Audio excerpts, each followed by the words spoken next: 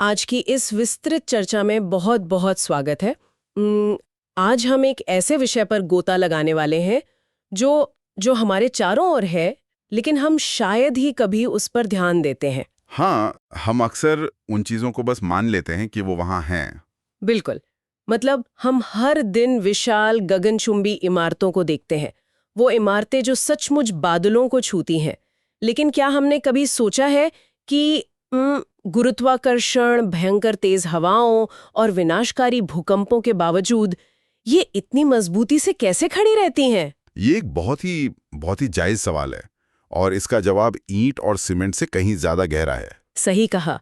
और इसी को समझने के लिए आज की चर्चा का हमारा मुख्य आधार एक बेहद दिलचस्प लेख है, जिसका शीर्षक है the architectural core ETABS in modern structural engineering. आज का हमारा मिशन यही समझना है कि इस पूरे इकोसिस्टम में ईटैब्स नामक सॉफ्टवेयर की क्या भूमिका है, जी। जिसे कंप्यूटर्स एंड स्ट्रक्चर्स इंक ने विकसित किया है। दिलचस्प बात यह है कि आज किसी भी स्काईस्क्रेपर की सुरक्षा वो केवल इस्तेमाल किए गए कंक्रीट या स्टील पर निर्भर नहीं है, बल्कि उस कंप्यूटेशनल हेवी लिफ्टिंग पर निर्भर है जो साइट पर एक भी ईंट रखे जाने से बहुत पहले सर्वर रूम्स में होती है। एग्जैक्टली। और इस विषय की गहराई में जाने से पहले ये कॉन्टेक्स्ट सेट करना बहुत ज़रूरी है कि पिछले कुछ दशकों में स्ट्रक्चरल इंजीनियरिंग कितनी तेज़ी से इवॉल्व हुई है। पहले के समय में मतलब इमारतें एक निश्चित ऊंचाई तक ही सीमित होती थी। हाँ, क्योंकि तब तकनीक उतनी एडवांस नहीं थी। बिल्कुल नहीं थी। लेकिन आज अर्बनाइजेशन और जमीन की कमी के कारण वर्टिकल ग्रोथ ही मतलब ऊपर की तरफ बढ़ना ही एकमात्र विकल्प रह गया है। और जब हम 100 या उससे अधिक मंजिलों की बात करते हैं तो वहां हवा का व्यवहार और जमीन के कंपन का असर पूरी तरह से बदल जाता है। हवा का दबाव तो ऊपर बहुत ज्यादा होता होगा। बहुत ज्यादा। ऐसे में किसी साधारण 3D मॉडलिंग टूल से काम नहीं चल सकता। मैं ये बताना चाहूंगा कि ईटैब्स कोई जेनेरिक फाइनाइट एलिमेंट एनालिसिस यानी कोई सामान्य टूल नहीं है। तो फिर ये अलग कैसे है? ये विशेष रूप से बिल्डिंग सिस्टम्स की जटिलताओं को सुलझाने के लिए ही आर्किटेक्ट किया गया है। ये आधुनिक इंजीनियरिंग की उस जरूरत का सीधा जवाब है जहां जहां हमें केवल स्ट्रक्चरल फेलियर को नहीं रोकना है, बल्कि बिल्डिंग के ओवरऑल परफॉर्मेंस को ऑप्टिमाइज भी करना है। ठीक है, चलिए इसे थोड़ा करीब से समझते हैं। जेनेरिक बनाम स्पेशलाइज्ड सॉफ्टवेयर वाली बात लेख में बहुत प्रमुखता से उभरी है। मैंने पढ़ा कि अगर हम किसी सामान्य फाइनाइट एलिमेंट एनालिसिस टूल को देखें तो वो हर चीज को सिर्फ नोड्स, मैश और ज्योमेट्रिक शेप्स के रूप में देखता है। हाँ, वो सिर्फ गणित देखता है, बिल्डिंग नहीं। यही तो, अगर आप उसमें कोई बिल्डिंग डिजाइन कर रहे हैं तो आपको मतलब सॉफ्टवेयर को बाकायदा ये समझाना पड़ेगा कि फला वर्टिकल मेंबर एक कॉलम है और जो हॉरिजॉन्टल मेंबर है वो एक बीम है। सही कहा। वो प्रोसेस बहुत थकाऊ होता है। लेकिन ईटैब्स का पूरा आर्किटेक्चर ही बिल्डिंग्स के इर्द गिर्द बना है, राइट? इसमें स्टोरी लेवल, पियर लेबल्स और स्पैंड्रिल्स जैसे कॉन्सेप्ट्स इनबिल्ट हैं। एक इंजीनियर के नजरिए से देखा जाए तो ये सॉफ्टवेयर उसी भाषा में बात करता है जिस भाषा में एक स्ट्रक्चरल इंजीनियर सोचता है। बिल्कुल। ये ऑब्जेक्ट बेस्ड मॉडलिंग का एक बेहतरीन उदाहरण है। मतलब स्लैब या शेयर वॉल ड्रॉ करते ही सॉफ्टवेयर अपने आप समझ जाता है कि इसका स्ट्रक्चरल बिहेवियर कैसा होगा। और यही ऑब्जेक्ट बेस्ड मॉडलिंग वो बुनियादी चीज है जो इंजीनियरों को इतनी तेजी से जटिल डिजिटल ट्विन तैयार करने की आजादी देती है। डिजिटल ट्विन, ये शब्द मुझे बहुत दिलचस्प लगा। हाँ, क्योंकि जब हम किसी हाई राइज बिल्डिंग का 3D मॉडल बनाते हैं ईटैब्स में, तो वो सिर्फ एक दिखने वाला चित्र या विजुअल रिप्रेजेंटेशन नहीं होता। वो असल में एक संपूर्ण मैथमेटिकल मॉडल होता है। बिल्कुल, एक ऐसा मॉडल जिसमें हर एक बीम की स्टिफनेस, हर स्लैब की बेंडिंग कैपेसिटी और हर जॉइंट की फ्लेक्सिबिलिटी बहुत ही सटीक रूप से डिफाइंड होती है। और ईटैब्स का एनालिटिकल इंजन इतने बड़े पैमाने के डेटा को प्रोसेस करने के लिए पूरी तरह से ऑप्टिमाइज्ड है। मतलब ये बहुत सारा डेटा एक साथ हैंडल कर सकता है। हाँ, सोचिए, 100 मंजिला इमारत के मॉडल में लाखों नोड्स और इक्वेशंस हो सकते हैं जिन्हें एक साथ एक ही समय में सॉल्व करना होता है। ईटैब्स उस विशाल मैट्रिक्स को बहुत ही कम समय में हैंडल कर लेता है, जो किसी भी अन्य जेनरिक टूल के लिए शायद घंटों या कई दिनों का काम हो सकता है। ये तो सच में बहुत पावरफुल है। और जब हम इस डिजिटल ट्विन के एनालिसिस फेज की बात करते हैं तो स्रोतों में लोड एनालिसिस का जो विवरण दिया गया है वो सच में माइंड ब्लोइंग है। लोड एनालिसिस ही तो सबसे क्रिटिकल हिस्सा है। हाँ, हम सभी जानते हैं कि ग्रेविटी लोड्स मतलब बिल्डिंग का अपना डेड लोड और उसमें रहने वाले लोगों या सामान का लाइव लोड, ये एक बेसिक फैक्टर है। ये तो हर बिल्डिंग में होता ही है। लेकिन लेख में विंड और सीस्मिक एनालिसिस पे जो जोर दिया गया है वो असल में ईटैप्स की असली ताकत को सामने लाता है। जब हम विंड लोड की बात करते हैं तो ये केवल बिल्डिंग पर एक तरफ से पड़ने वाला कोई साधारण स्टैटिक प्रेशर नहीं है। बिल्कुल नहीं, हवा बहुत ही अनप्रिडिक्टेबल होती है। एग्जैक्टली ऊंची इमारतों में वोर्टेक्स शेडिंग जैसी जटिल एरोडायनामिक घटनाएं होती हैं, जहां हवा इमारत के किनारों से टकराकर भंवर बनाती है और इससे इमारत क्रॉस विंड दिशा में भी वाइब्रेट करने लगती है, जो कि बहुत खतरनाक हो सकता है अगर इसे सही से कैलकुलेट ना किया जाए। और इसीलिए ई-टैब्स इंजीनियरों को विंड टनल टेस्ट के डेटा को सीधे मॉडल में इंपोर्ट करने की सुविधा देता है ताकि उस डायनामिक प्रेशर का सटीक एनालिसिस किया जा सके। इसके अलावा लेख में पी डेल्टा इफेक्ट का भी जिक्र था। हाँ, पी डेल्टा इफेक्ट का कैलकुलेशन बहुत जरूरी है हाई राइज बिल्डिंग्स में। वो इसलिए ना क्योंकि जब तेज हवा से इमारत का टॉप थोड़ा झुकता है तो पूरी बिल्डिंग का centre of gravity he shift हो जाता है। बिल्कुल, और जैसे ही सेंटर ऑफ ग्रेविटी शिफ्ट होता है तो नीचे के जो कॉलम्स हैं उन पर एक एक्स्ट्रा ओवरटर्निंग मोमेंट जनरेट होता है, मतलब उन पर भार और ज्यादा बढ़ जाता है। ई-टैब्स इस नॉन लीनियर बिहेवियर को बहुत ही सटीकता से ट्रैक करता है। ये वाकई अद्भुत है। हवा का एनालिसिस तो हमने समझ लिया, लेकिन जो भूकंप वाला पहलू है, सीस्मिक एनालिसिस, वो मुझे और भी ज्यादा टेक्निकल और दिलचस्प लगा। भूकंप के मामले में ई-टैब्स सच में एक गेम चेंजर है, क्योंकि भूकंप कोई एक सीधा धक्का नहीं होता। वो तो जमीन के नीचे से आने वाली तरंगे होती हैं। हाँ, ये एक बहुत ही कॉम्प्लेक्स वेवफॉर्म है जो जमीन के जरिए बिल्डिंग के फाउंडेशन तक पहुंचता है। ई-टैब्स में रिस्पॉन्स स्पेक्ट्रम एनालिसिस और टाइम हिस्ट्री एनालिसिस जैसे एडवांस्ड फीचर्स मौजूद हैं। टाइम हिस्ट्री एनालिसिस, इसका मतलब क्या है असल में? इसका मतलब यह है कि एक इंजीनियर सिर्फ कुछ स्टैटिक फोर्सेस मतलब स्थिर बलों को अप्लाई करके नहीं रुकता, वो असल में पिछले बड़े भूकंपों के एक्चुअल डेटा को इस्तेमाल कर सकता है। कैसे? जैसे कि जो पुराने रियल भूकंप आए हैं उनका डेटा। बिल्कुल, जैसे कि एल सेंट्रो या कोबे अर्थक्वेक के जो एक्चुअल ग्राउंड एक्सेलरेशन रिकॉर्ड्स हैं, इंजीनियर उन्हें सीधे सॉफ्टवेयर में फीड कर सकते हैं। इसके बाद ई-टैब्स उस पूरे भूकंपीय इवेंट को सेकंड बाय सेकंड सिम्युलेट करता है। वाह, मतलब वो वर्चुअली भूकंप लाकर देखता है बिल्डिंग पर। एग्जैक्टली ये देखने के लिए कि वो विशिष्ट इमारत उस विशिष्ट भूकंपीय तरंग पर कैसे प्रतिक्रिया देगी। ये बिल्डिंग के हर एक मोड, शेप और वाइब्रेशन फ्रीक्वेंसी का विश्लेषण करता है ताकि ये सुनिश्चित हो सके कि रेजोनेंस के कारण इमारत को कोई गंभीर नुकसान न पहुंचे। रेजोनेंस, जब बिल्डिंग की फ्रीक्वेंसी भूकंप की फ्रीक्वेंसी से मैच कर जाती है। हाँ, और वो सबसे खतरनाक स्थिति होती है किसी भी स्ट्रक्चर के लिए। यह बात सच में बहुत दिलचस्प हो जाती है। ये जो टाइम हिस्ट्री एनालिसिस वाली बात है, ये स्पष्ट करती है कि आज स्ट्रक्चरल इंजीनियरिंग केवल थ्योरी पर नहीं चल रही है। बिल्कुल नहीं, ये एम्पिरिकल डेटा और रियल वर्ल्ड सिमुलेशन पर आधारित है।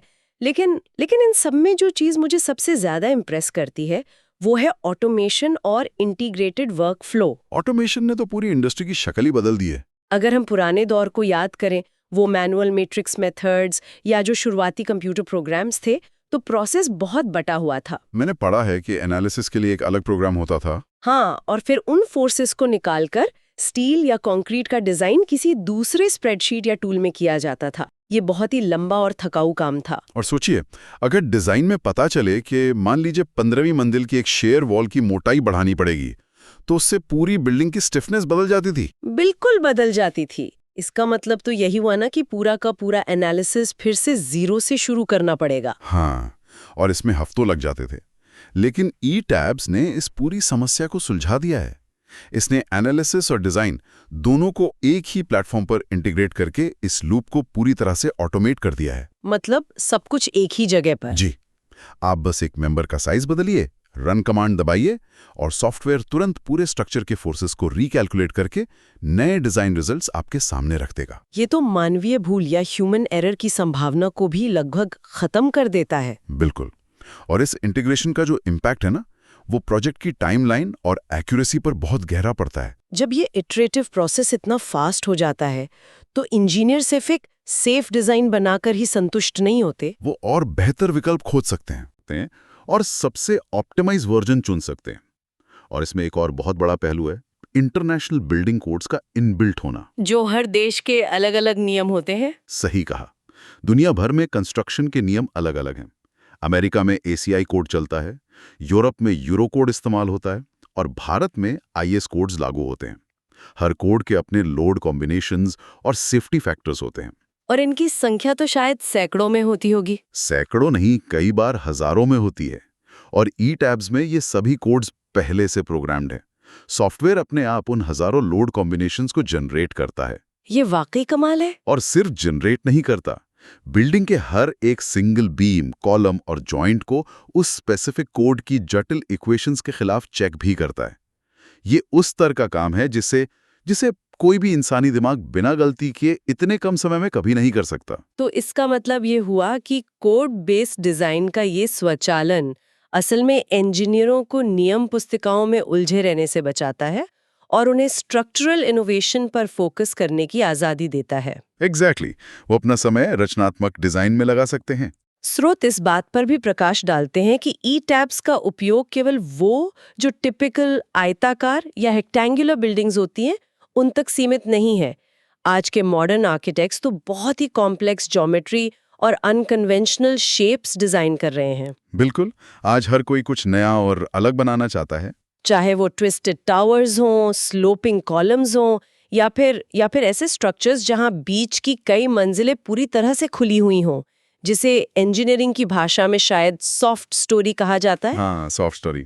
और मैं आपको बता दूं, सॉफ्ट स्टोरी किसी भी भूकंपीय क्षेत्र के लिए एक दुष्स्वप्न हो सकती है। ऐसा क्यों? क्योंकि वहां स्टिफनेस अचानक से कम हो जाती है, ऊपर की मंजिलें भारी होती हैं और बीच में खाली जगह होने से वो हिस्सा कमजोर पड़ जाता है। ई टैब्स जैसी तकनीक के बिना ऐसी जटिल इमारतों का सुरक्षित निर्माण लगभग असंभव था। तो ई टैब्स इसमें कैसे मदद करता है? ये सॉफ्टवेयर ऐसे क्रिटिकल जोन्स को हाईलाइट कर देता है और इंजीनियरों को बताता है कि स्टिफनेस को बैलेंस करने के लिए आउटरिगर्स या अतिरिक्त डैम्पर्स कहाँ लगाने की आवश्यकता है, ताकि भूकंप के झटकों को सोखा जा सके। तो इस सब का असल में क्या मतलब है? मतलब ये तकनीक हमारी दुनिया को भौतिक रूप से कैसे आकार दे रही है? अगर हम इन रियल वर्ल्ड एप्लीकेशंस को देखें तो बात सिर्फ एस्थेटिक्स या बिल्डिंग की ऊंचाई की नहीं रह जाती। बात आती है क्रिटिकल इंफ्रास्ट्रक्चर की रेजिलियंस की, उसकी मजबूती की। क्रिटिकल इंफ्रास्ट्रक्चर जैसे कि अस्पताल या बड़े सरकारी भवन? बिल्कुल, अस्पताल, डेटा सेंटर्स या इमरजेंसी रिस्पांस फैसिलिटीज। इन स्ट्रक्चर्स की डिजाइन फिलॉसफी सामान्य रिहायशी इमारतों से बहुत अलग होती है। कैसे अलग होती है? देखिए, एक सामान्य बिल्डिंग का डिजाइन ऐसा हो सकता है कि बड़े भूकंप के दौरान वो डैमेज तो हो जाए, उसमें दरारें आ जाएं, लेकिन वो गिरे नहीं, ताकि लोग सुरक्षित बाहर निकल सके। हाँ, जान बचना सबसे जरूरी है। इसे हम लाइफ सेफ्टी लेवल कहते हैं। लेकिन एक अस्पताल, उसे तो बड़े भूकंप के बाद भी तुरंत ऑपरेशनल रहना होता है, वो बंद नहीं हो सकता। सही बात है, घायलों का इलाज तो वहीं होना है। इसे परफॉर्मेंस बेस्ड डिजाइन कहा जाता है। ई टैब्स इंजीनियरों को ये क्षमता देता है कि वो बिल्डिंग के प्लास्टिक हिंज फॉर्मेशन को ट्रैक कर सकें। Plastic hinge formation? आसान भाषा में कहूं तो ये देखना कि एक्सट्रीम इवेंट्स के दौरान कौन सा मेंबर अपनी इलास्टिक लिमिट से बाहर जाकर परमानेंटली डिफॉर्म हो रहा है, यानी हमेशा के लिए मुड़ रहा है या टूट रहा है। अच्छा, तो वो पहले ही देख लेते हैं कि कहाँ डैमेज होगा। हाँ, इस एनालिसिस के जरिए वे स्ट्रक्चर को इस तरह ट्यून कर सकते हैं कि डैमेज केवल उन हिस्सों में हो जिन्हें आसानी से रिपेयर किया जा सके, जबकि जो मेन कोर स्ट्रक्चर है वो पूरी तरह से सुरक्षित और ऑपरेशनल रहे। ये तो बहुत ही स्मार्ट तरीका है और मुझे लगता है कि ये जो परफॉर्मेंस बेस्ड डिजाइन का कॉन्सेप्ट है, ये सस्टेनेबिलिटी और मटेरियल ऑप्टिमाइजेशन से भी बहुत गहराई से जुड़ा हुआ है। 100% जुड़ा हुआ है। अक्सर जब सस्टेनेबल कंस्ट्रक्शन की बात होती है तो चर्चा बस solar panels, rain water harvesting या उन ग्रीन बिल्डिंग सर्टिफिकेशंस तक ही सीमित रह जाती है। हाँ, लोग स्ट्रक्चरल सस्टेनेबिलिटी को भूल जाते हैं। जबकि अगर हम कार्बन फुटप्रिंट को देखें तो बिल्डिंग कंस्ट्रक्शन में इस्तेमाल होने वाला सीमेंट और स्टील दुनिया के सबसे बड़े कार्बन एमिटर्स में से हैं। लेख इस बात को बहुत स्पष्ट रूप से सामने लाता है कि ई टैब्स सीधे तौर पर सस्टेनेबिलिटी में कैसे योगदान देता है। ये एक बहुत ही महत्वपूर्ण बिंदु है। पुराने समय में जब एनालिसिस टूल्स इतने सटीक नहीं थे तो जाहिर है इंजीनियर्स सेफ्टी मार्जिन को बहुत ज्यादा रखते होंगे। बिल्कुल, वो रिस्क नहीं लेना चाहते थे। वो हर कॉलम और बीम को ओवर डिजाइन कर देते थे, जिसका नतीजा ये होता था कि एक बिल्डिंग में जरूरत से कई हजार टन ज्यादा कंक्रीट और स्टील इस्तेमाल हो जाता था। और वो पूरा एक्स्ट्रा मटेरियल सिर्फ डेड वेट बढ़ा रहा था। लेकिन ई टैब्स की सटीकता उस अनिश्चितता को खत्म कर देती है। ये एग्जैक्टली बता सकता है कि स्ट्रक्चर के किस हिस्से में कितनी स्ट्रेंथ की जरूरत है। इस राइट साइजिंग की वजह से न केवल करोड़ों रुपए की बचत होती है, बल्कि उस एक्स्ट्रा मटेरियल से पैदा होने वाले एम्बॉडीड कार्बन को भी कंस्ट्रक्शन के पहले दिन वातावरण में जाने से रोक लिया जाता है। मटेरियल ऑप्टिमाइजेशन वास्तव में एक साइलेंट रेवोल्यूशन है, मतलब एक खामोश क्रांति। जब एक इंजीनियर ई-टैब्स के जरिए किसी हाई राइज की डिजाइन को रिफाइन करता है और मान लीजिए स्टील के वजन को 10% भी कम कर लेता है, तो उसका असर बहुत बड़ा होता होगा। बहुत बड़ा। इसका कैस्केडिंग इम्पैक्ट पूरे सप्लाई चेन पर पड़ता है।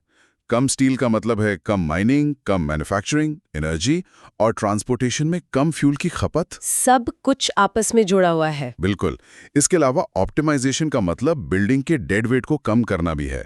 बिल्डिंग जितनी हल्की होगी, उसके फाउंडेशन पर उतना ही कम लोड आएगा, जिसका मतलब है कि फाउंडेशन के लिए कम खुदाई और कम कंक्रीट की जरूरत होगी। और शायद हल्की बिल्डिंग भूकंप में ज्यादा सुरक्षित भी होती है। आपने बिल्कुल सही पॉइंट पकड़ा।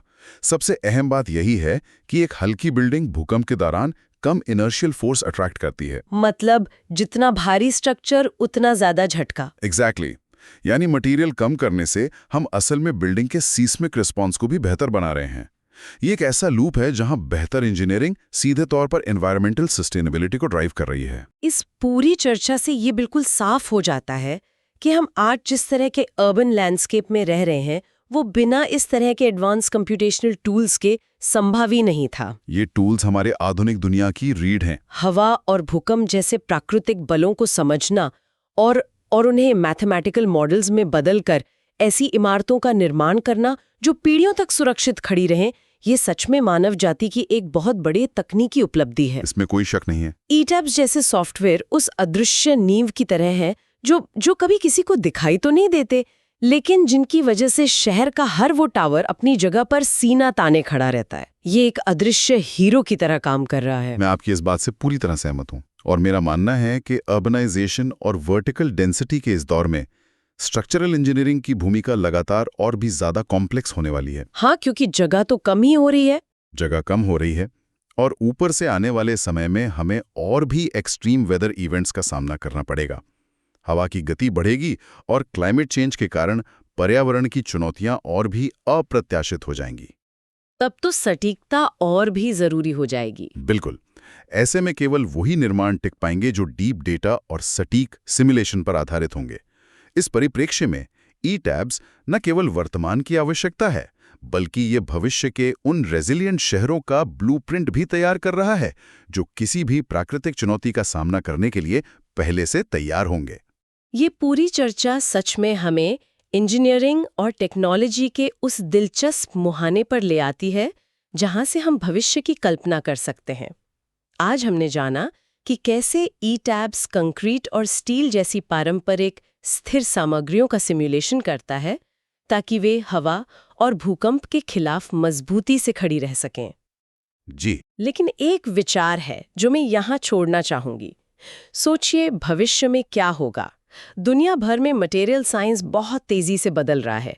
मान लीजिए आज से कुछ दशकों बाद हम कंस्ट्रक्शन में स्मार्ट और एडेप्टिव सामग्रियां इस्तेमाल करने लगें। स्मार्ट सामग्रियां मतलब जो हालात के हिसाब से बदल जाएं। हाँ, ऐसे मटेरियल्स जिनमें किसी नर्वस सिस्टम जैसी सेंसिंग क्षमता हो, जो भूकंप की पहली तरंग आते ही या किसी बड़े तूफान के टकराते ही अपनी स्टिफनेस और लचीलेपन को रियल टाइम में खुद ब खुद बदल सकें। ये तो एक बिल्कुल ही अलग लेवल की इंजीनियरिंग होगी। वही तो, जब कोई इमारत ईंट और पत्थर के एक स्थिर ढांचे के बजाय एक जीवित जीव की तरह प्रतिक्रिया करने लगेगी, तब इन सॉफ्टवेयर्स को कैसे इवॉल्व होना पड़ेगा? उन्हें भी रियल टाइम में अडैप्ट करना होगा। बिल्कुल। क्या तब हमें किसी ऐसे नए डिजिटल इकोसिस्टम की जरूरत पड़ेगी जो सिर्फ स्टैटिक फोर्सेस को कैलकुलेट ना करे, बल्कि उस एडेप्टिव मटेरियल के रियल टाइम बिहेवियर के साथ खुद को सिंक्रोनाइज कर सके? ये सच में एक ऐसा विचार है जो भविष्य की इंजीनियरिंग को और भी अधिक रोमांचक और असीमित संभावनाओं से भर देता है। ये सच में सोचने वाली बात है। तो इन नए परिप्रेक्ष्यों और विचारों के साथ आज की इस विस्तृत चर्चा को हम यहीं विराम देते हैं। इस गहन विश्लेषण में हमारे साथ शामिल होने और विषय की इन गहराइयों को एक्सप्लोर करने के लिए बहुत बहुत धन्यवाद। आगे भी हम इसी तरह किसी नए और दिलचस्प विषय के साथ फिर जुड़ेंगे।